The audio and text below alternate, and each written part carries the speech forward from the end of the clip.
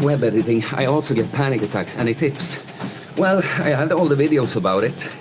If you search my channel, Panic Attacks, you'll get some specifically about that. I know I mention it a lot. But you have to tell me more. You have panic attacks. It's like, in what situation? How often? How do you feel? Do you know what triggers them? Do you know anything like that, you know? Because otherwise, it's the general stuff, you know. Take care of your health, your physical health. That will make you more stress resistant and all that all over. So it could help you with the panic attacks, but there is a part often with the panic. It's has to do with trauma a lot, right? You have something get triggered. See, another message. Any situation, no triggers, can be completely random. Well, are you sure though? You might not have figured out your trigger. I know, I used to have panic attacks every day, but now it's a lot rarer, maybe once per month. Okay, and what have changed in your life recently, you know? Less stress now, so it happens less. Have you become more resistant? Can you like stop the thoughts from escalating when that happens? You have to ask yourself, you know, it doesn't change for no reason. If there's less now, why is it less often now? And if you figure out why, can you do more of that, you know? Yeah, with the panic attacks, a lot of it is exposure therapy, you know. You just have to expose yourself to the situations where it happens, because your body, this is a protective mechanism originally, you know. It does that to you because it thinks it's a danger and you should be in fight or flight mode, you know. But if you don't have an actual dangerous situation, then of course it's not helpful, but then you have to rewire, you have to reprogram yourself. Teach your nervous system that, look, this is not the time to hit me with a fight and flight, right? Yeah, you said exposure.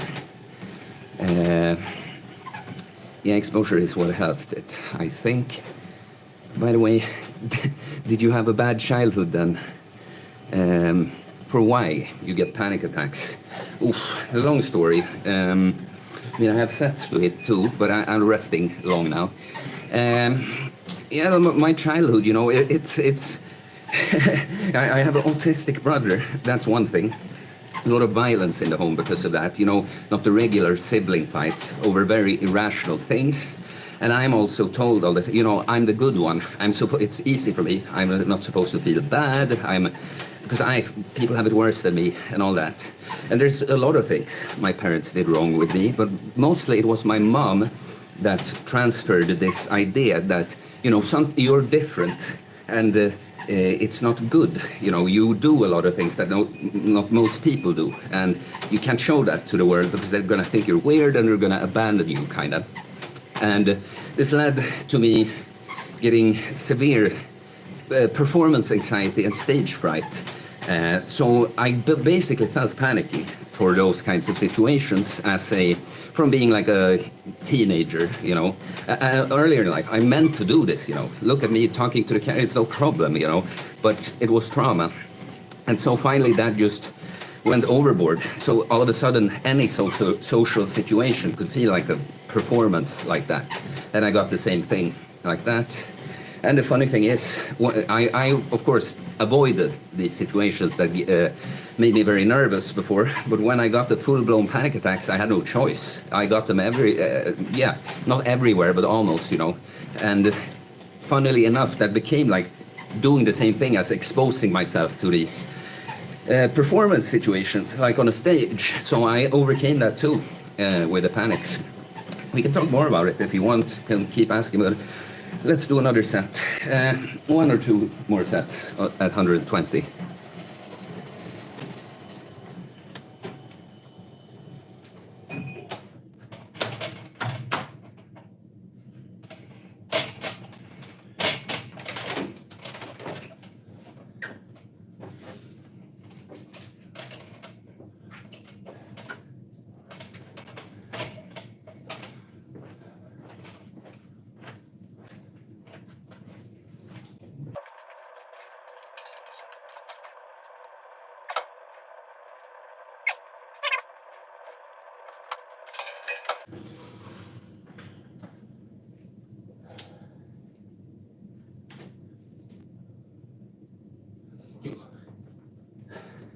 Sorry, jag glömde telefon.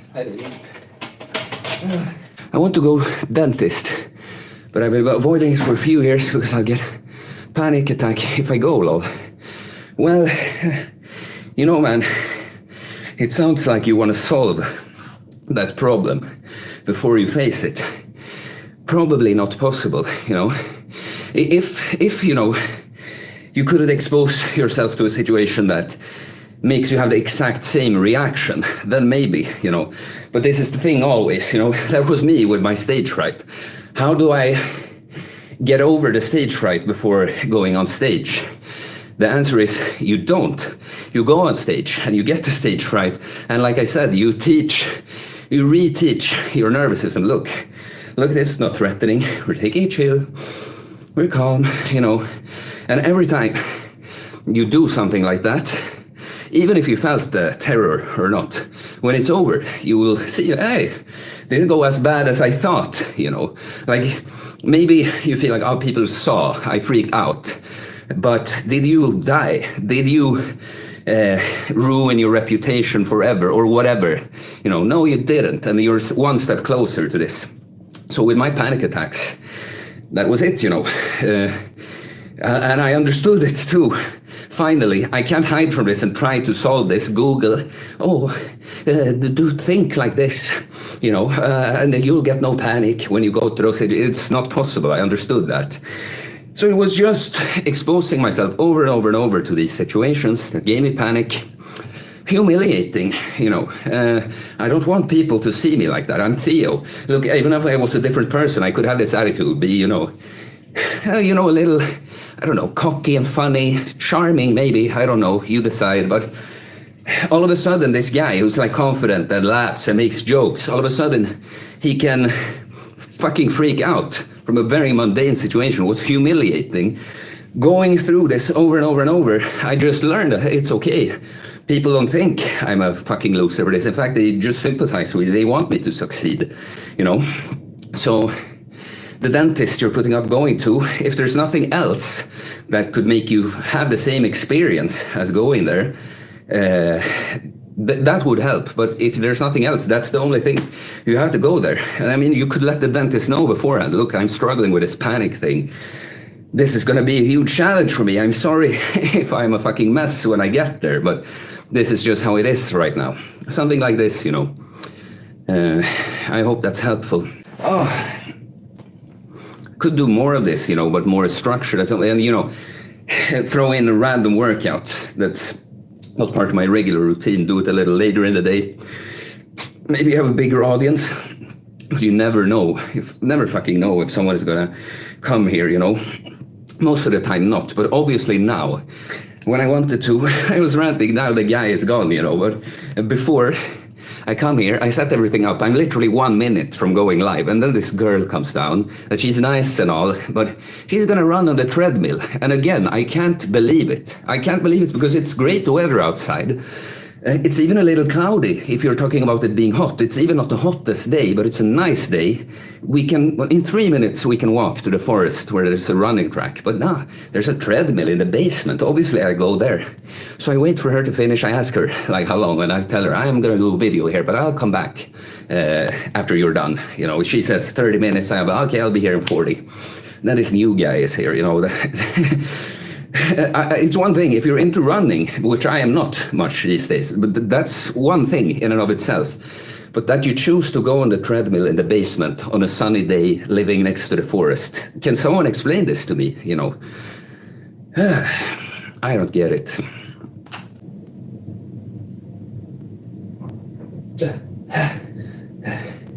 One more.